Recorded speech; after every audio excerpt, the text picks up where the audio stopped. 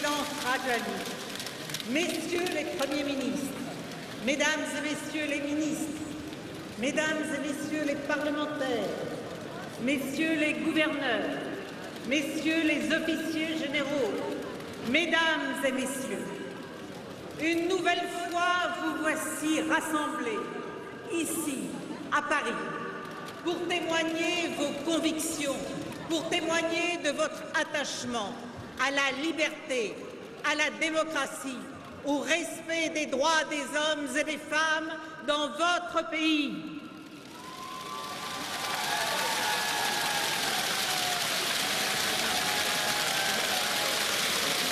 Une nouvelle fois, nombreux sont les responsables politiques, philosophiques, intellectuels des pays démocratiques qui sont venus vous témoigner de leur solidarité dans votre action pour la liberté et pour la démocratie. Leur qualité, 4 anciens premiers ministres, de très nombreux ministres, plus de 60 délégations de pays du monde entier, leur diversité géographique, des États-Unis, de l'Europe, de l'Afrique, du Proche-Orient, leur diversité politique aussi. Certains sont de droite et d'autres sont de gauche, expriment à la fois leur soutien à votre action et leur préoccupation à l'égard du comportement du pouvoir en place à Téhéran. L'Iran, vous le savez bien, vous qui êtes si attachés, n'est pas un pays banal, n'est pas un pays dont le présent ou l'avenir peut laisser indifférent. L'Iran, c'est un grand pays, c'est un pays de culture ancienne, c'est un pays qui pèse économiquement, c'est un pays qui joue un rôle dans l'équilibre ou dans le déséquilibre de la région et du monde.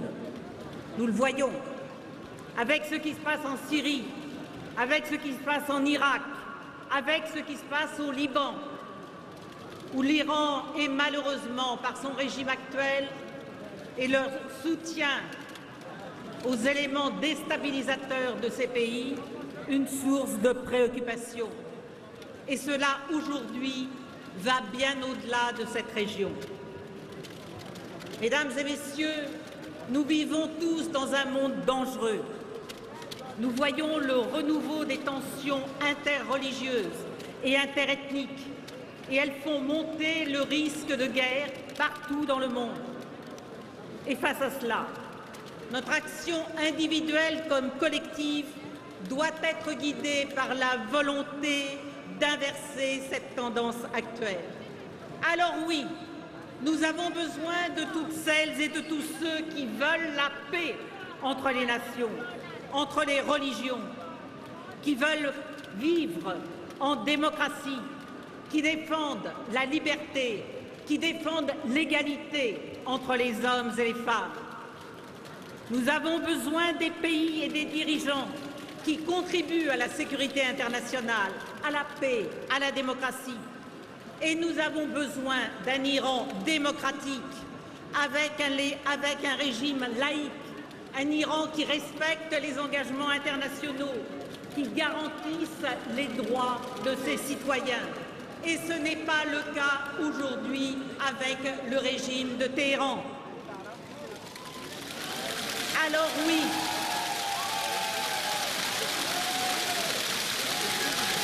il faut que cela change.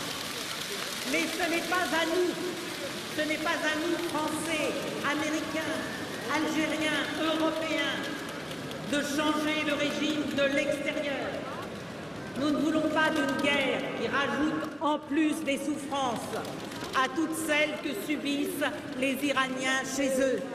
C'est aux Iraniens eux-mêmes de faire ce changement sous l'impulsion des femmes et des hommes courageux comme Myriam Rajavi.